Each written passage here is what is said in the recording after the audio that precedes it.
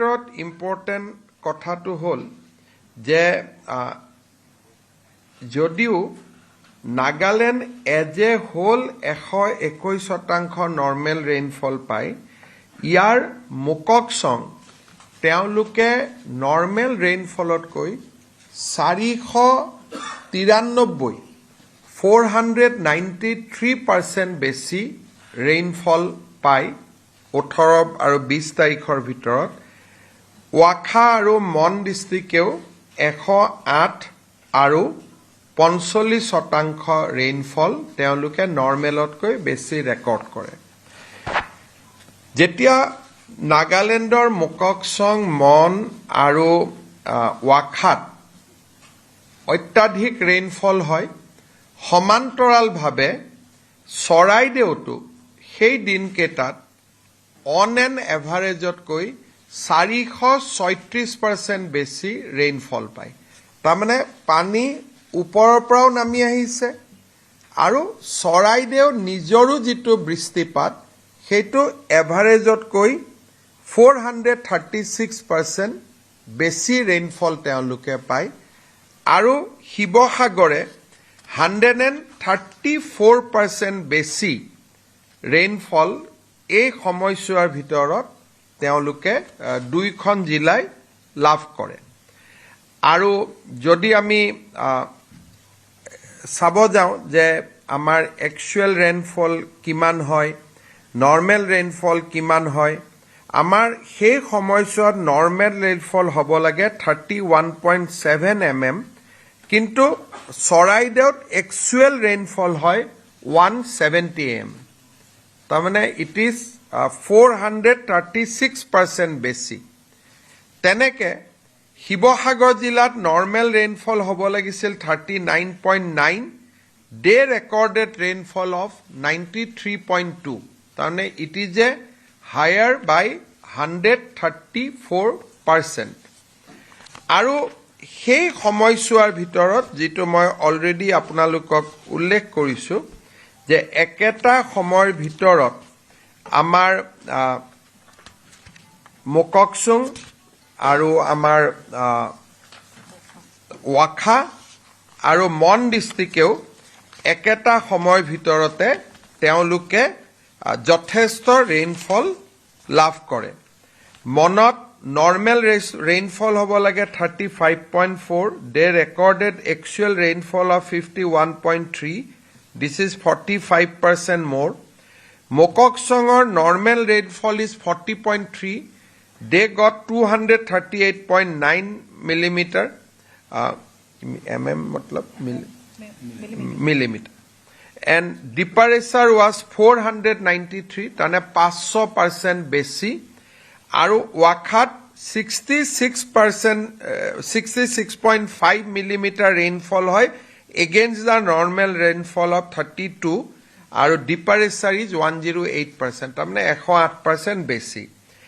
এতিয়া যদি আপোনালোকে চাই চৰাইদেউ আৰু মোককচং দুইখন জিলাই সেই দুই দিনৰ ভিতৰত 436 and 493% বেছি ৰেইনফল তেওঁলোকে লাভ কৰে।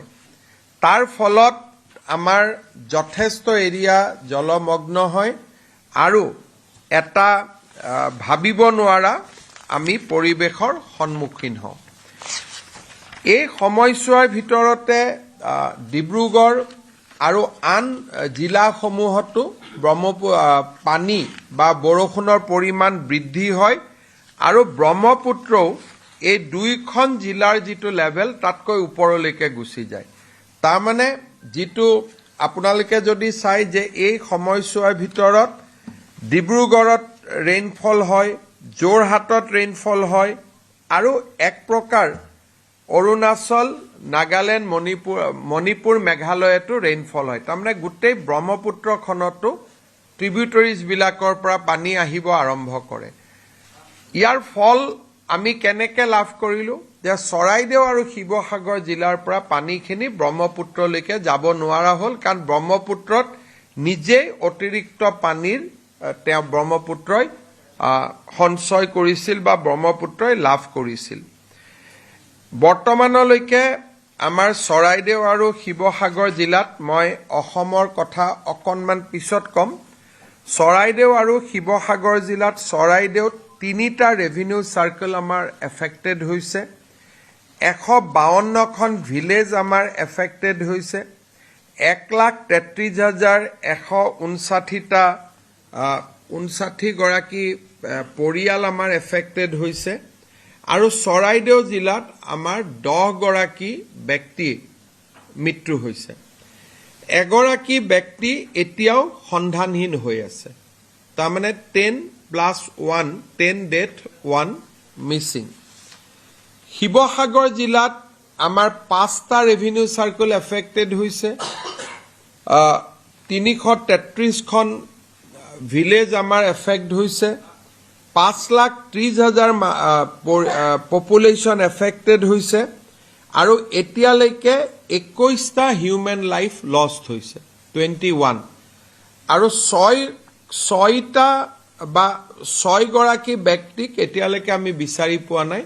তাৰমানে 6 মিছিং।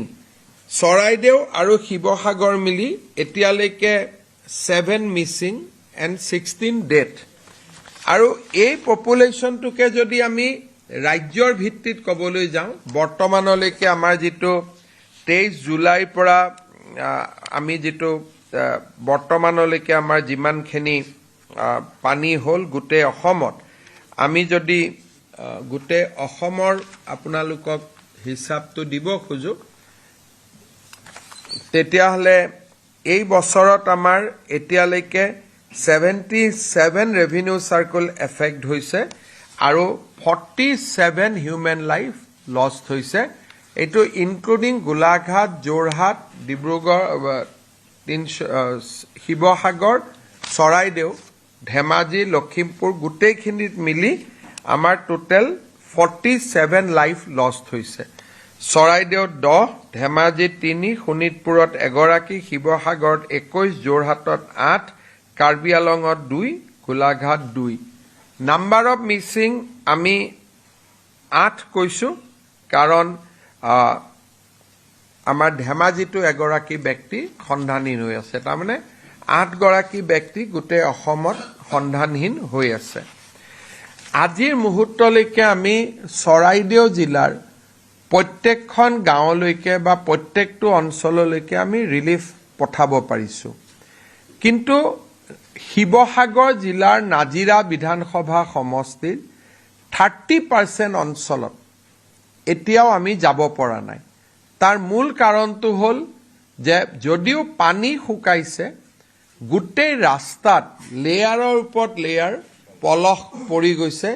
গাড়ীও যাব নোৱাৰে, খোজকাঢ়িব নোৱাৰে। 3-4 ফুটলৈকে লেয়াৰ পৰিছে। মানুহে কোনো প্ৰকাৰে সেই গাঁওখিনিলৈকে যাব পৰা নাই আৰু তেওঁলোক এতিয়াও ভাৰ্চুৱেলি ডিছকানেক্টেড হৈ আছে। যদিও নিজৰ গাঁৱত পানী কমিছে, কিন্তু তেওঁলোকে গাঁৱৰ পৰা ওলাই আহিব পৰা নাই, কাৰণ পথাৰে হওক, ৰাস্তাই হওক, সকলো জেগাতে একেবাৰে বালি আৰু পলস পৰি ৰাস্তাবোৰ অৱৰুদ্ধ কৰি ৰাখিছে।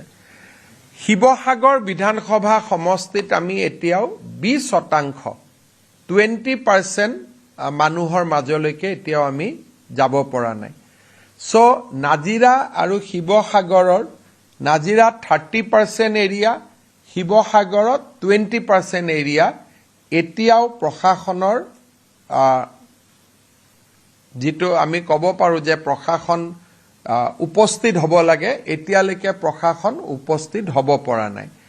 তাৰ পৰিৱৰ্তে মাহমৰা, আমাৰ সোণাৰী আৰু ডিমৌ সমষ্টিৰ প্ৰায়বিলাক গাঁৱত আমি যাব পাৰিছোঁ, প্ৰায়বিলাক অঞ্চলত যাব পাৰিছোঁ, আৰু ক'ৰবাত যদি যাবও পৰা নাই, আজি গধূলিলৈকে আমি সেই গাঁওখিনিত গৈ উপস্থিত হ'ব পাৰিম। পৰিস্থিতি জটিল হৈ আছে। আমাৰ মন্ত্ৰী বিমল বৰা, সুশান্ত বৰগোহাঁই তাতে আছে। কেশৱ মহন্ত ডাঙৰীয়া বিধানসভাৰ অধিৱেশনত যোগ দিবৰ কাৰণে কালি আহিছিল যদিও আজি ৰাতিয়ে আকৌ শিৱসাগৰ আৰু সোণাৰীলৈকে বা শিৱসাগৰ বা চৰাইদেউলৈকে তেওঁ আজি আকৌ যাত্ৰা কৰিব। শিৱসাগৰ আৰু চৰাইদেউত পৰ্যাপ্ত খাদ্য সামগ্ৰী নথকা বাবে তিনিচুকীয়া, ডিব্ৰুগড় আৰু কামৰূপ মহানগৰ জিলাৰ পৰা ৰিলিফ মেটেৰিয়েল পঠাই থকা হৈছে আৰু আমি কন্টিনিউ কৰিম। বিভিন্ন স্থানৰ পৰা নাওসমূহ সংগ্ৰহ কৰা হৈছে যাতে আমি নাওৱেদি যাব পাৰোঁ, কাৰণ ৰাবাৰ যিটো নাও NDRF SDRFৰ থাকে সি ইভাকুৱেশ্যনৰ কাৰণে তাক ব্যৱহাৰ কৰিব পাৰি, কিন্তু খাদ্য সামগ্ৰী লৈ যাবৰ কাৰণে তাক ব্যৱহাৰ কৰা খুব অসুবিধা, আৰু তাৰ কাৰণে আমি মাজুলী, ধেমাজি, লখিমপুৰ য'ত যেনেকুৱা টুলুঙা নাও বা আমি পাল নাও বুলি যিটো কওঁ আমাৰ কাণ্ট্ৰি বোট, আমি কাণ্ট্ৰি বোট সংগ্ৰহ কৰি এই জিলাসমূহলৈকে পঠাইছোঁ। পানীৰ অসুবিধাৰ কাৰণে আমি খোৱা পানীৰ বটল, বিস্কিটছ য'ত য'ত আমি যেনেকে পাৰোঁ তেনেকে আমি সহায় পঠাবৰ বাবে চেষ্টা কৰিছোঁ। কিন্তু মই আগতেই আপোনালোকক কৈছোঁ যে অত্যন্ত দুখৰ কথা যে নাজিৰা আৰু আমাৰ শিৱসাগৰ সমষ্টিৰ আমি 30 আৰু 20% গাঁৱত এতিয়ালৈকে গৈ আমি উপস্থিত হ'ব পৰা নাই। এয়াৰ ড্ৰপিং কৰাৰ চেষ্টা কৰা হৈছিল, কিন্তু বস্তুবিলাক ফাটি যায়। আজি এতিয়া মই ইষ্টাৰ্ণ কমাণ্ড এয়াৰফ'ৰ্চত কথা পাতিম যে কেনেকৈ পেকেজ কৰিলে আমি নফটাকৈ বস্তু তাত পঠাব পাৰোঁ, তাৰ বিষয়ে আমি আলোচনা কৰিম। PWDৰ লগত আমি কথা পাতিছোঁ যে আজি PWDৰ অফিচাৰসকল যাব যে ৰাস্তাবিলাক আমি কেনেকৈ ফকলেন বা আন কেনেকুৱা ধৰণৰ ইকুইপমেণ্টেদি ৰাস্তাসমূহ আমি ক্লিয়াৰ কৰিব পাৰোঁ, আৰু ৰাস্তাসমূহ ক্লিয়াৰ কৰাৰ কাৰণে প্ৰয়োজন হ'লে আমি সামৰিক বাহিনীৰো সহায় ল'ম। আজি মই অলপ পিছত ইণ্ডিয়ান এয়াৰফ'ৰ্চ আৰু ইণ্ডিয়ান আৰ্মিৰ ইষ্টাৰ্ণ কামাণ্ডৰ GOC সকলৰ লগত মই কথা পাতিম। কেন্দ্ৰীয় চৰকাৰে গোটেই ঘটনাৰ তেওঁলোকে আমাৰ পৰা ৰিপৰ্ট লৈ আছে। 25 তাৰিখে কেন্দ্ৰৰ ইণ্টাৰ মিনিষ্ট্ৰিয়েল টীম এটা আহিব। আগতে নিয়ম আছিলে যে দুৰ্যোগ শেষ হোৱাৰ পিছত আহে, কিন্তু দুৰ্যোগ চলি থকাৰ সময়ত নাহিলে পৰিৱেশ অধ্যয়ন কৰা খুব অসুবিধা হয়। সেইবাবে আমি তেওঁলোকক অনুৰোধ কৰিছিলোঁ যে আপোনালোকে দুৰ্যোগ চলি থাকোঁতে টীমটো পঠাব লাগে, আৰু আমাৰ অনুৰোধ ক্ৰমে 25 তাৰিখে তেওঁলোকে চেণ্ট্ৰেল টীম পঠিয়াইছে। গৃহমন্ত্ৰী ডাঙৰীয়াই মোৰ লগত কালি কথা পাতিছিল। চেণ্ট্ৰেল টীম অহাকালি আমাৰ আহি পাব, 25 তাৰিখে আহি পাব, আজি 23 তাৰিখ, আৰু তেওঁলোকে ডেফিনেটলি এছেছমেণ্ট কৰিব যে ডেমেজ আমাৰ কিমান হৈছে। আৰু ইতিমধ্যে চেণ্ট্ৰেল টীমে ধেমাজি আৰু লখিমপুৰত হোৱা ক্ষয় ক্ষতিৰ বুজ লৈ গৈছে। This is the second time they are coming back, যিহেতু আমাৰ চৰাইদেউ আৰু শিৱসাগৰ ঘটনাটো যথেষ্ট পিছত হৈছে। হেল্থৰ দৃষ্টিভংগীৰ পৰা আমি চেষ্টা কৰিছোঁ যাতে কোনো ডিজিজ আউটব্ৰেক নহয়। NHM আৰু হেল্থ মিছনৰ ফালৰ পৰা মোবাইল এম্বুলেন্সৰ পৰা আৰম্ভ কৰি আমাৰ মেডিকেল টীম বনাই ডিব্ৰুগড় আৰু যোৰহাট মেডিকেল কলেজৰ পৰাও আমাক ডক্টৰ দিয়া হৈছে, আৰু তেওঁলোকে যিমান পাৰে ৰাইজক সেৱা আগবঢ়াইছে। এতিয়ালৈকে আমাৰ কোনো ডিজিজ আউটব্ৰেকৰ বাতৰি এতিয়ালৈকে আমি পোৱা নাই। এই গোটেই বানপানীত যথেষ্ট মানুহৰ ঘৰৰ ক্ষতিসাধন হৈছে। যিটো পশুধন বুলি আমি কওঁ, হাঁহ, কুকুৰা, গৰু, ছাগলীৰ যথেষ্ট ক্ষতি হৈছে। বহুত পশুধন মৃত্যুমুখত পৰিছে। ফিছাৰীসমূহৰ বিস্তৰ ক্ষতি হৈছে। কৃষিৰ তেওঁলোকে কঠীয়া পাৰিছিলে, মাত্ৰ কঠীয়াৰ সমূহ ধ্বংস হৈছে।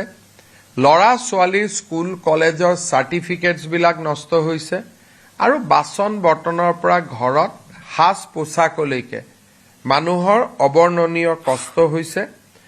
ৰিলিফ এতিয়া অপাৰেশ্যন চলি আছে। ডেমেজ এছেছ কৰিব পৰাৰ পজিশ্যনটো অহা নাই। অহা 3 দিনৰ পিছত আমাৰ ৰাজ্যৰ কৃষিমন্ত্ৰী, ভেটেনাৰী মিনিষ্টাৰ, ৰাজ্যৰ স্বাস্থ্যমন্ত্ৰী সকলোকে মই 2খন জিলালৈকে যাব কৈছোঁ, লগত গোলাঘাট আৰু যোৰহাটত, যাতে আমি তেওঁলোকক ডেমেজসমূহ এছেছ কৰিব, খুব ছিষ্টেমেটিকেলি আমি ডেমেজসমূহ এছেছ কৰিব পাৰোঁ আৰু তেওঁলোকক আমি সহায় কৰিব পাৰোঁ। ইতিমধ্যে আপোনালোকক এইটো কথাও আমি জনাইছোঁ যে এই গোটেই বানপানীটো যিটো এক্সেছিভ ৰেইনফল তাৰ কাৰণে আমি এই বানপানীটো মুখামুখি হ'বলগীয়া হৈছে আৰু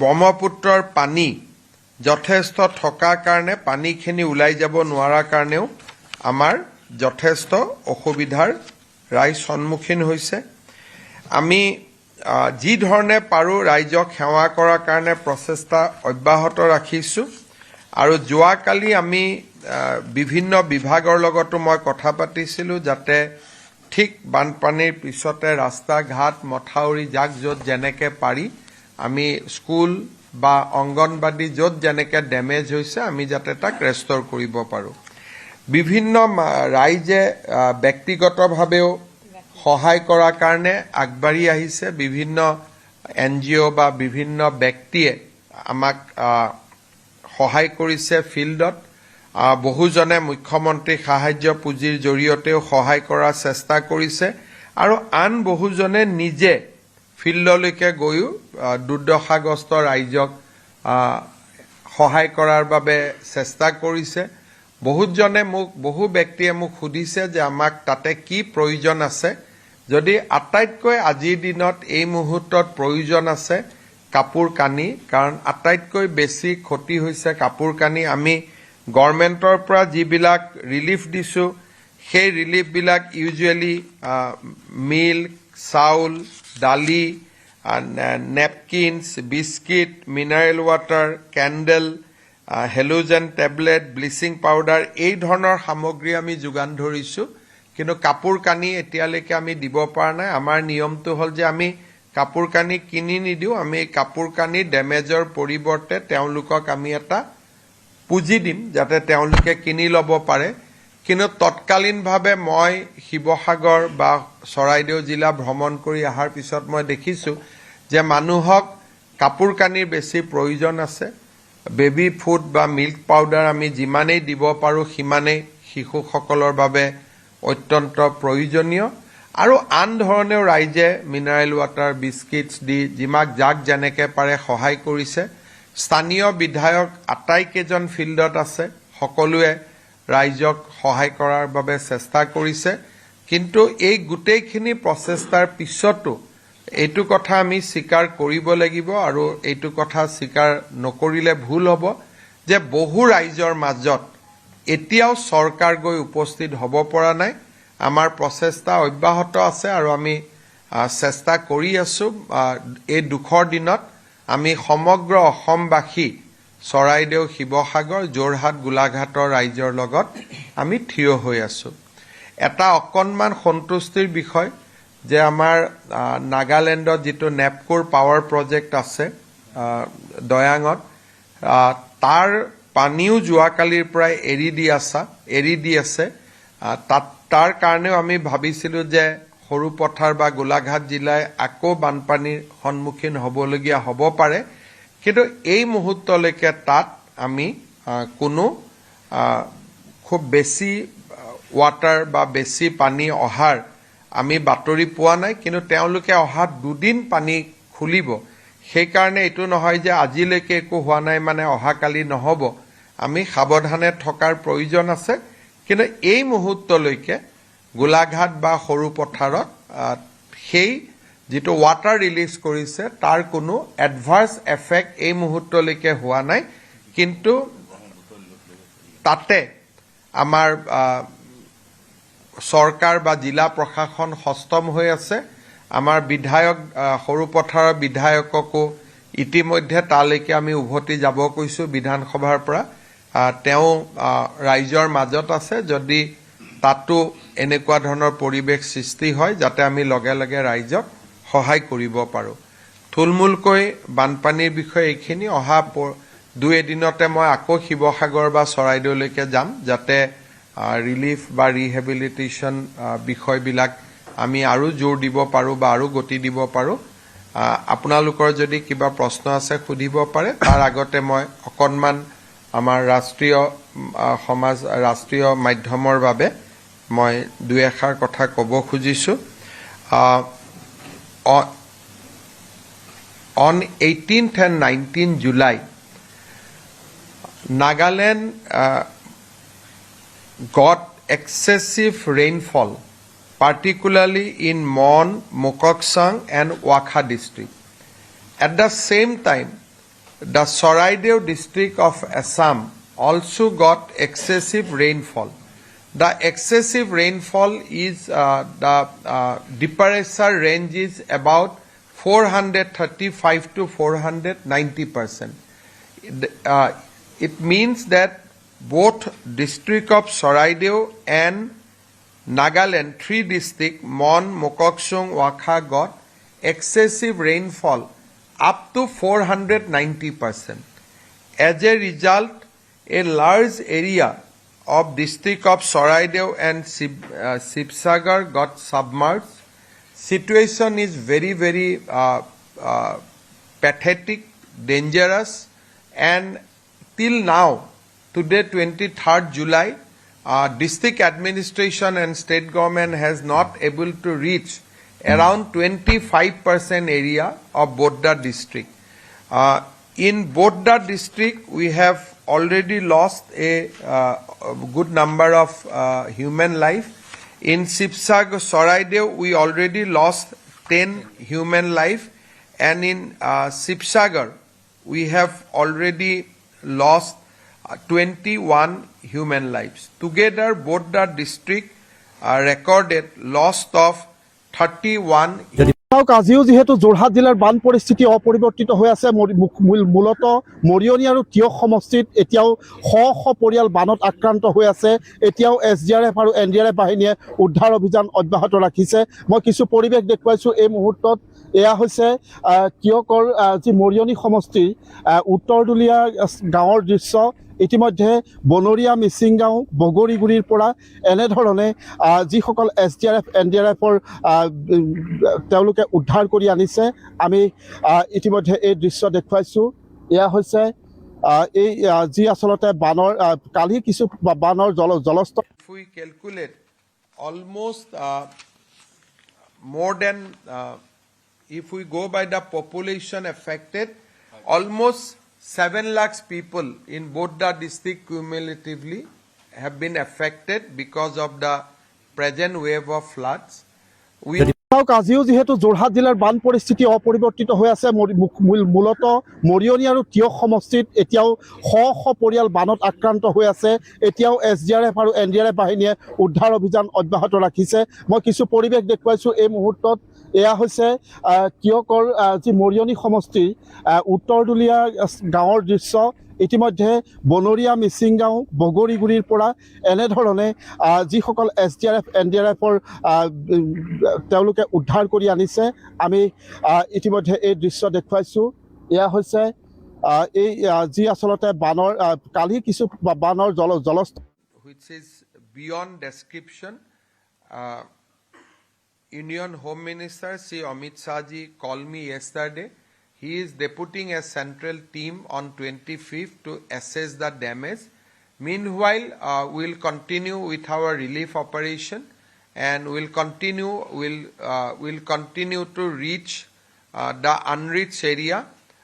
আজিও যেহেতু যোৰহাট জিলাৰ বান পৰিস্থিতি অপৰিৱৰ্তিত হৈ আছে মূলত মৰিয়নি আৰু তিয়ক সমষ্টিত এতিয়াও শ শ পৰিয়াল বানত আক্ৰান্ত হৈ আছে এতিয়াও SDRF আৰু NDRF বাহিনীয়ে উদ্ধাৰ অভিযান অব্যাহত ৰাখিছে মই কিছু পৰিৱেশ দেখুৱাইছোঁ এই মুহূৰ্তত এয়া হৈছে তিয়কৰ যি মৰিয়নি সমষ্টিৰ উত্তৰদুলীয়া গাঁৱৰ দৃশ্য ইতিমধ্যে বনৰীয়া মিচিংগাঁও বগৰীগুৰিৰ পৰা এনেধৰণে যিসকল SDRF NDRFৰ তেওঁলোকে উদ্ধাৰ কৰি আনিছে আমি ইতিমধ্যে এই দৃশ্য দেখুৱাইছোঁ এয়া হৈছে এই যি আচলতে বানৰ কালি কিছু বানৰ জলস্তৰ যদিও কমিছিলে আজি পুনৰ বৃদ্ধি পালে আৰু বৃদ্ধি পোৱাৰ পিছতেই বহু লোক আকৌ জলমগ্ন হৈ পৰিল তেওঁলোকৰ ঘৰত এককাল এবুকু পৰ্যন্ত পানী আমি সেইসমূহ দৃশ্য দেখুৱাইছোঁ যে কেনেধৰণে আচলতে যিসকল লোক আবদ্ধ হৈ আছিল সেই আবদ্ধ লোকসকলক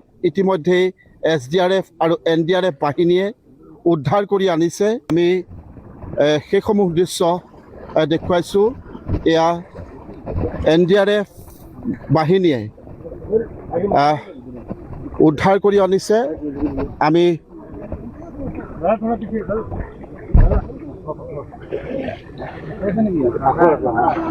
It is to be debated by the people who are academician in this or who is interested in academics. But for us, it is equivalent to cloud blast, because when there is a excessive rain of 500%, rains come down, then you have rains in Soraideo, submerge every area.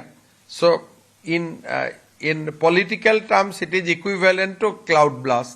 But technically what it means, I don't know. But they have informed us that there is a 493% excessive rain on that particular day.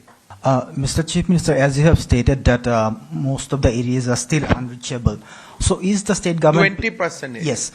So is the state government mulling or planning to use drones for surveillance and dropping relief drone, materials? we use drone, but it is not helping us. When we push the foodstuff on the ground, phaj jate hain.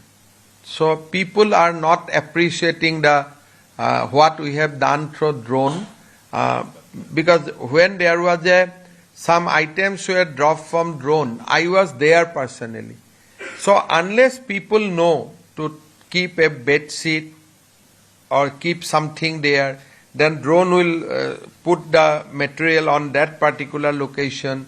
So for first timer, it is not very easy. It is not very convenient. So our people still believe that traditional methods of carrying relief is much more beneficial. Many people are still missing and they are yet to be reported. Our missing report, as I have told you, that in Soraideo district, the missing is 1, and in Sibsagar district, missing is 6. So total missing is 7 as of now. But this is out of what has been reported till last midnight. But many people are not in a position to report us because we are disconnected from them. So I think the death toll and missing toll will increase only. What we have stated today, it will be, number will be bigger. Number will not, it will not remain static. It will go up. 20%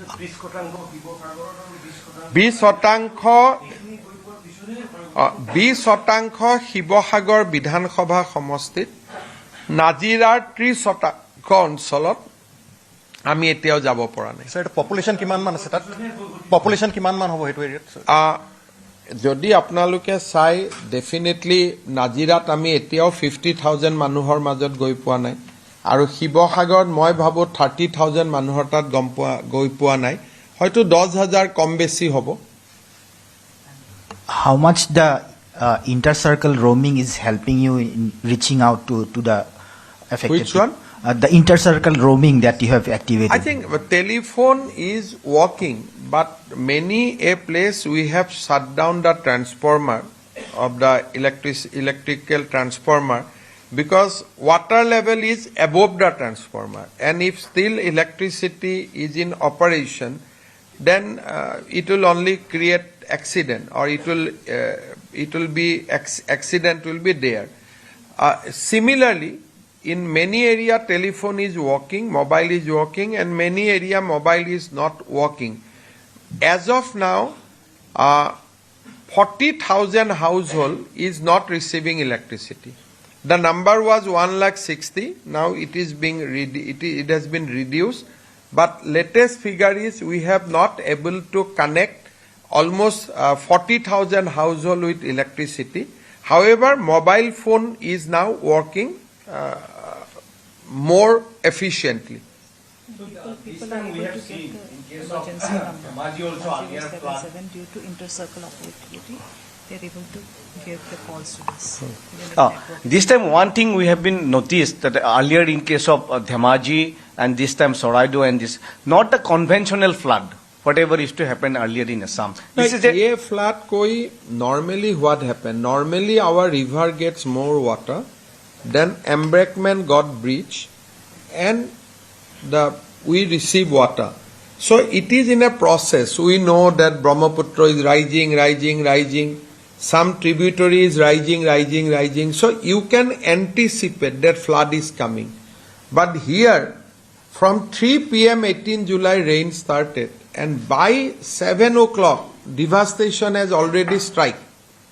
So, আমাৰ অসমত কি হয় যেতিয়া ব্ৰহ্মপুত্ৰৰ পানী আহে পানী বাঢ়ি থাকে বা বোলে আজি সোৱণশিৰিৰ পানী বাঢ়িছে আজি আমাৰ জিয়াঢলৰ পানী বাঢ়িছে আমি গম পাই থাকো আৰু ৱাৰ্নিং আহি থাকে যে আজি 3 ইঞ্চি বাঢ়িছে কালি 4 ইঞ্চি বাঢ়িছে তেনেকুৱা সময়তে মথাউৰি ভাঙি যায় আৰু পানী সোমাই যায় এইবাৰ এইটো ফ্লাড আমি পোৱা ফ্লাডটো নহয় যেনেকৈ কালিৰ পৰা যদি গুৱাহাটীত তয়াময়াভাৱে 10 দিন বৰষুণ দি থাকে সো সেইটো আগত এন্টিসিপেট কৰিব নোৱাৰে চাই থাকিব নোৱাৰে আমাৰ যেটো এইবাৰ ধেমাজি লখিমপুৰত বানপানী হ'ল সেইটো অৰুণাচলৰ পৰা পানীটো নামি আহিলে নাগালেণ্ডৰ পৰা এইবাৰ যেটো হ'ল নাগালেণ্ডৰ পৰাও পানী নামি আহিলে চৰাইদেউতো বৰষুণ হ'ল গতিকে আৰু গুটেইখিনি 2 ঘণ্টাৰ ভিতৰতে হৈছে গতিকে তাক এন্টিসিপেট কৰিব কোনেও নোৱাৰে আটাইতকৈ বেছি কষ্টৰ কথা হ'ল কি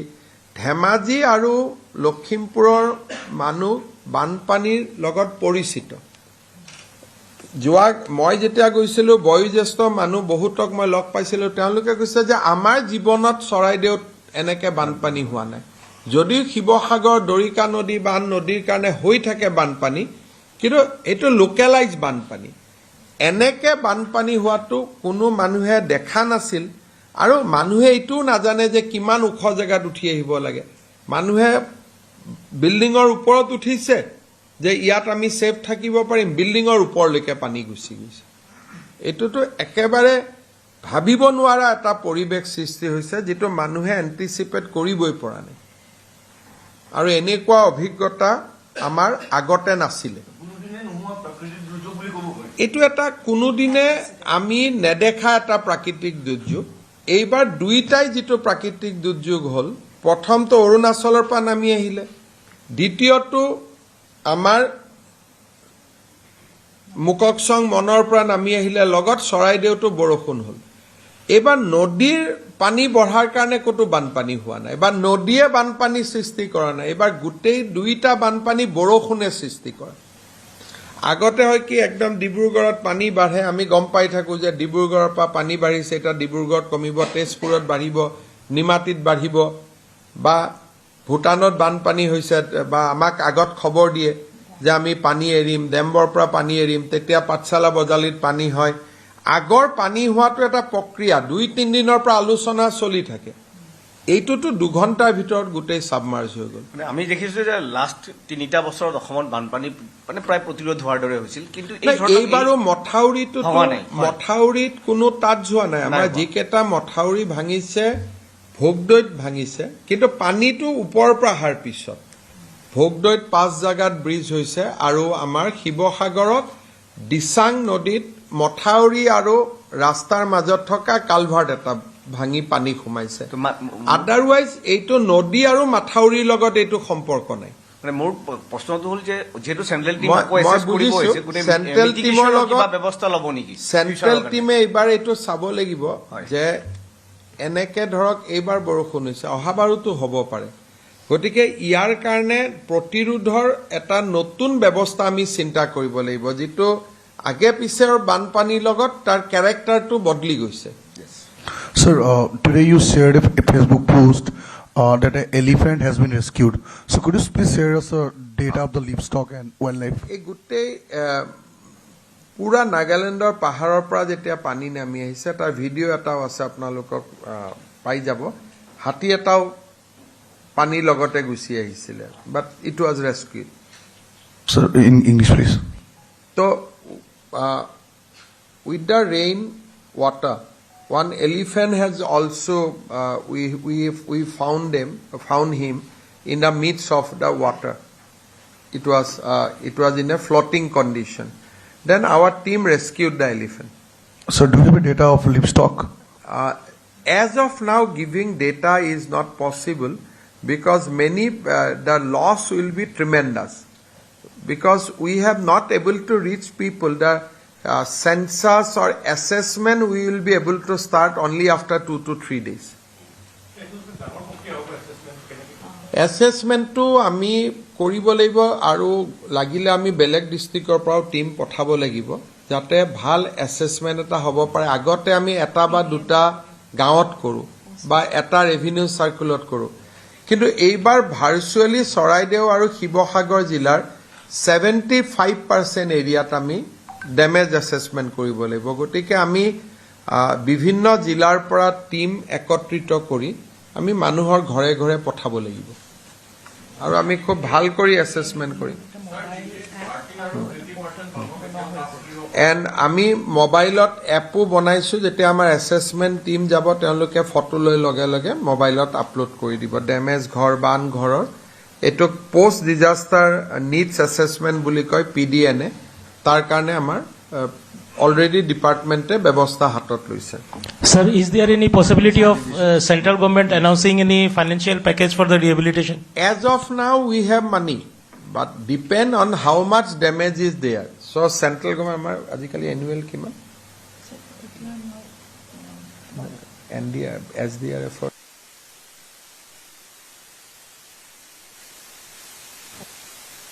We get 4,000 crores for the 16 Finance Commission period. So if you make it average, then we have already around 800 crores at our disposal. We are not spending that much money for relief because relief will not take beyond 100 crore or 150 crore. So we'll have money for relief.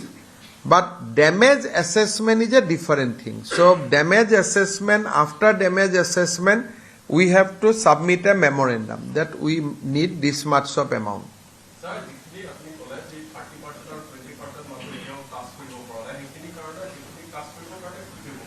মানে এই মুহূৰ্তত মই 30% কৈছোঁ অলপ ৰাতিলৈকে যদি মোক কথা পাতে হয়তো তাৰ 2-3%ত আমি গৈ পাম সো অবিৰত প্ৰয়াস চলি আছে ট্ৰেক্টৰ দি নাৱেদি খোজকাঢ়ি এই মানুহখিনিৰ ওচৰত যোৱা প্ৰয়াস এটা চলি আছে আৰু মই ভাবোঁ যে সংখ্যাটো কমি কমি আহি থাকিব আজি যদি 30% আছে অহাকালি হয়তো 20% হ'ব গতিকে এইটো এটা কণ্টিনিউৱাছ এফৰ্ট হয় আৰু ওপৰেদি বস্তু পঠোৱাটো ইমান সাকসেস হোৱা নাই কিন্তু অহাকালি আমি আৰু অলপ প্ৰসেস কৰিম যাতে খুব টান কৰি পেকেট কৰি আমি ওপৰৰ পৰা কৰিব পাৰোঁ নি যেনেকৈ যোৱাকালিলৈকে ডিমোট বহুত গাঁৱত আমি যাব পৰা নাছিলোঁ কিন্তু আজি আমি 100% গাঁৱত যাব পাৰিলোঁ যোৱাকালিলৈকে মাহমৰাত আমি বহুত গাঁৱত যাব পৰা নাছিলোঁ আজি লাষ্ট এখন গাঁও বাকী আছিল অলপ আগতে মোক ক'লে যে সেইখন গাঁৱতো গৈ উপস্থিত হ'ল গতিকে যাব নোৱাৰা জায়গাখিনি যোৱাৰ প্ৰক্ৰিয়াটো চলি থাকে আৰু এভৰিডে সংখ্যাটো কমি কমি আহি থাকিব Sir, Doyang and Dhonsiri rivers, they were also on high alert because of hydroelectric power plant. Can you update that, sir? But Doyang and Dhonsiri is high alert because NTPC has opened the door of the reservoir. However, there is a COSAS release as of now. They are releasing in a more controlled way. As of now, we have not feeling the impact on ground. However, they will release for next 2 days. So we cannot rule out anything. So we are on alert. But as of now, they are both the river is below danger level.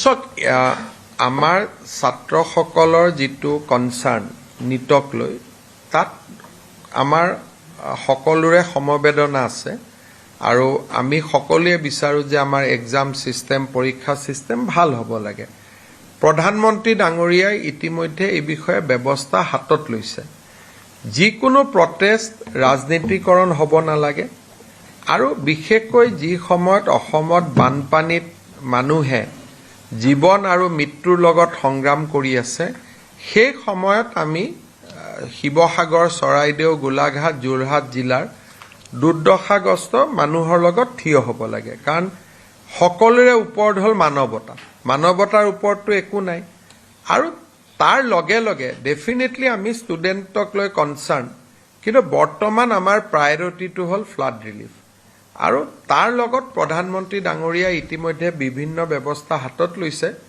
আৰু অসমততো আমি NEET exam বহুত ভাল কৰি পাতিছোঁ কাকো কোনো সৰু এটা খেলিমেলি আমি হ'ব দিয়া নাই আৰু অসমত ছাত্ৰ ছাত্ৰীৰ কাৰণে মেডিকেল সিটটো প্ৰত্যেকবাৰে বাঢ়ি গৈছে গতিকে মই নাভাবো যে অসমত কিবা অভিযোগ থকাৰ সম্ভাৱনা আছে অসমক লৈ কিন্তু আমি চাওক আপোনাক মই আপোনালোকক অনুৰোধ কৰিব খুজিছোঁ যে এই মুহূৰ্তত আমি এই কথাবোৰ আলোচনা কৰিলে পাব্লিকে আপোনাকো বেয়া পাব মোকো বেয়া পাব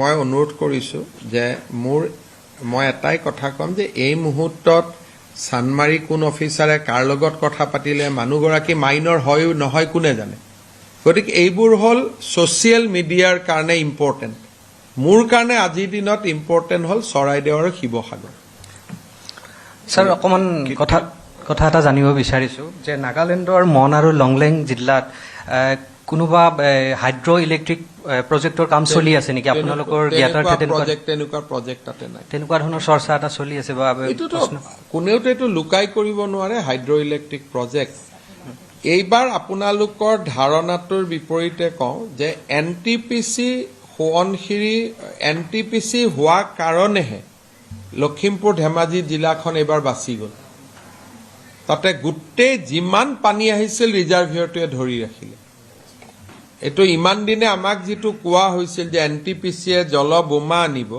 আজি আপোনালোকে খবৰ কৰিব যে গোটেই লখিমপুৰ জিলাখন এইবাৰ বানপানীৰ ক্ষতি নোহোৱাৰ মূল কাৰণটোৱে হ'ল যে ৰিজাৰ্ভিয়ৰটোত গোটেই পানী সোমাই থাকিলে স্যাৰ যদি এৰি দিবলগীয়া হয় তেতিয়া কি ধৰণৰ পৰিস্থিতিৰ সন্মুখীন হ'ব পাৰে ক'ত NTPC এইটো বহুত ডাঙৰ ৰিজাৰ্ভিয়ৰ 50 ইয়াৰ্ছ চলিব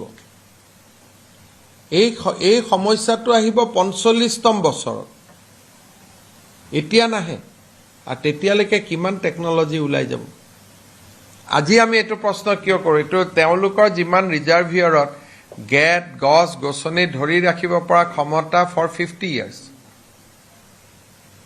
আৰু নাগালেণ্ডত কোনো নতুন হাইড্ৰ ইলেক্ট্ৰিক পাৱাৰ তাতে মন বা ক'ৰবাত হৈছে বুলি আমাৰ হাতত কোনো খবৰ নাই আৰু এইবিলাকতো ছেটেলাইটত চাই ল'ব পাৰি আপোনালোকে গুগল মেপত চালেই দেখা পাব সেইটোকে কৈছোঁ আজি মই বিধানসভাত লখিমপুৰৰ বিধায়ককেইজনে মোক চবেই কৈছে যে NHPCৰ কাৰণে বাচি গ'লো বুলি এইটো তেওঁলোকৰ যিটো ইনফৰমেশ্যন যে NHPCৰ কাৰণে এইবাৰ আমাৰ তাতে অসুবিধা নহ'ল বুলি তেওঁলোকে ক'ব খোজে আপোনালোকে লখিমপুৰৰ বিধায়কসকলৰ লগত আপোনালোকে কথা পাতি তেওঁলোকৰ অভিজ্ঞতাটো আপোনালোকে ল'ব পাৰিব কিন্তু নাগালেণ্ডত এক্সেছিভ ৰেইন আৰু তাৰ লগত নাগালেণ্ডৰ ওপৰত কিবা হাইড্ৰ ইলেক্ট্ৰিক পাৱাৰ প্ৰজেক্ট হৈছে তেনেকুৱা খবৰ আমাৰ লগত নাই আৰু গুগল মেপততো গুগল আৰ্থত চায়ে ল'ব পাৰে আজিকালিতো আৰু কোনো বস্তু লুকাই হ'ব নোৱাৰে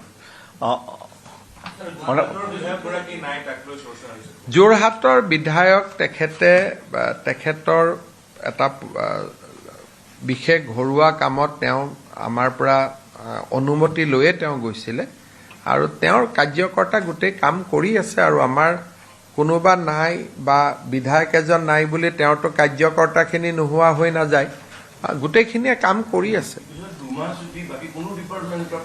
চাওক আপোনালোকৰ মই এইটোকে ক'লো আপোনালোকৰ যিটো ডিছকাশ্যন যে অমুক MLA তমুক সেই ডিছকাশ্যনটো মই আৰু কৰি কি লাভ পাম কওক আপোনালোকে গতিকে সেইটোৰ লগত মুখ্যমন্ত্ৰী এজনে এইটো কথা পাতি কি লাভ হ'ব এতিয়া কিন্তু যেতিয়া বিধায়কগৰাকীয়ে এনেকৈ যোৱা নাই তেওঁ মোৰ পৰা অনুমতি লৈ গৈছিলে এইটো নহয় যে তেওঁ নিজে নিজে গুচি গৈছে তেওঁ অধ্যক্ষৰ পৰা অনুমতি লৈ গৈছিলে মোৰ পৰা অনুমতি লৈ গৈছিলে আৰু মই যোৰহাটৰ দিনত গৈ আহিছোঁ মোকতো কোনেও কোৱা নাই যে বিধায়ক নোহোৱাৰ কাৰণে বিশেষ অসুবিধা হৈছে টেলিফোনততো কথা পাতি থাকে আৰু যোৰহাটত যিখিনি বানপানী হৈছে মানুহক যথেষ্ট পৰিমাণে জিলা প্ৰশাসনে সহায় কৰিছে আৰু মই যোৱা দিনাখনো মইতো ভোগদৈ নদীৰ একেবাৰে মাজলৈকে গৈছোঁ মোক কোনেও অভিযোগ দিয়া নাই স্থানীয় মানুহ স্যাৰ গুৱাহাটীৰ পৰিস্থিতিও যথেষ্ট বেয়া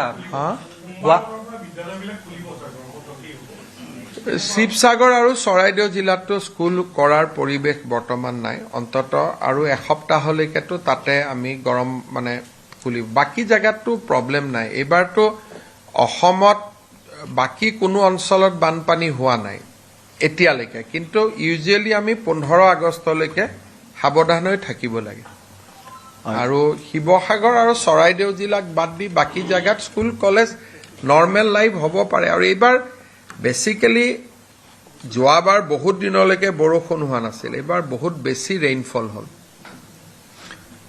স্যাৰ গুৱাহাটীৰ পৰিস্থিতিও যথেষ্ট বেয়া বিভিন্ন স্থানত যিসমূহ স্থানত গুৱাহাটীতো কিছু জায়গাতো প্ৰত্যেকবাৰে পানী উঠে কিন্তু এইবাৰ ইমান বৰষুণ হৈছে গতিকে পানীৰ পৰিমাণটোৱে বহুত বেছি কিন্তু শিৱসাগৰ আৰু চৰাইদেউ জিলাক যদি আমি দেখা পাওঁ তেতিয়ালে আৰু গুৱাহাটীৰ পানীৰ কথা আমি কোনেও নাপাতো তাৰ যিটো অবৰ্ণনীয় পৰিৱেশ তাৰ লগত আৰবান ফ্লাডিঙৰ বহুত বেছি কথা নাই তাততো বহুত বেছি বেয়া পৰিৱেশ Honorable Chief Minister, one thing, yesterday we have seen the midnight, Honorable Prime Minister addressed the nation, young generation in social media. And just after that, Rahul Gandhi again tweeted in a different way. Look, sitting in this chair today, when people of Assam are facing flood, I don't want to join in that political thing, but I have my own views. Let the flood be over. I'll talk about Congress and Rahul Gandhi, but not at this stage. People will not appreciate. Sir, Assam Meghalaya border, especially the areas, the possibility of landslide is increasing. So this matter has been examined by the Supreme Court constituted empowered committee, and they have given a very devastating report, citing that the development in Jorabad, particularly in USTM and surrounding area, will pose a huge threat to Guwahati. Even Guwahati airport is now receiving a threat because of water which are coming from the hillock of Meghalaya from that part. Now, these are the, like Bornihat, Meghalaya government has stopped the development activity because of pollution. I think Meghalaya government has to take a sympathetic consideration regarding the impact in Assam. So I will only appeal Meghalaya government to see that how development in around Jorabad can be controlled. Otherwise, Guwahati will be unmanageable city. It will be very difficult. We will not be able to keep Guwahati intact because the kind of water comes down is something which cannot be registered by any kind of drainage. So I am talking to CM Meghalaya. Supreme Court is seized of the matter. Any day matter will come up for hearing. And we will argue before Supreme Court. We don't want to talk good or bad about a neighboring state. We will argue before Supreme Court because already empowered committee has submitted a clear report that today whatever Guwahati is facing because of the development in and around Jorabad, you can see the USTM. But what is happening, the backside of USTM is much more dangerous. Sometimes journalists should visit and you will see that what is going on around the 10-kilometer area from Jorabad. So USTM is one front end, but behind USTM there are more devastation of hills.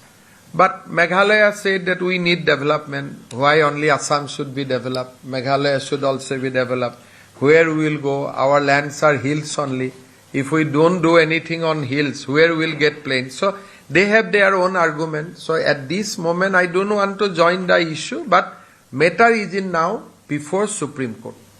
Sir, you তাত মেঘালয়ত এটা শিলৰ basically sector আছে এটা হল কিলিঙৰ পৰা সদায় শিল আহিছিল কিন্তু এটা মাইখুলি নতুন এৰিয়াত যত মানে that is within their rights. Yes. So Meghalaya within their rights to develop their own state. Now Nagaland, Arunachal, they have their own rights to develop their state. So that these are the dichotomy because Assam is at the plain. So if there is a development, impact will be Assam. But then they say that why only Assam should be developed, why not we?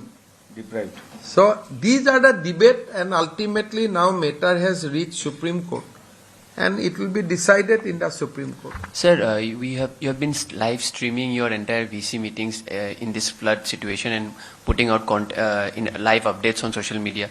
What has been the approach, sir, this time? Is it is coming all real time on your social media, sir? No, you see, through social media, we always try to tell people about the factual situation on ground. But as of now, situation is in such a bad shape, I have not been able to concentrate on any other thing. My only concern is to send relief and then rehabilitation. But even the district social media teams are also active, and you can, ASDMS social media team is also active, so you will get updates. That is not a question. That will not be a problem. Communication will be there, and you will continue to get updates whether from my social media or from ASDMA or from the district administration. Hobo? Thank you.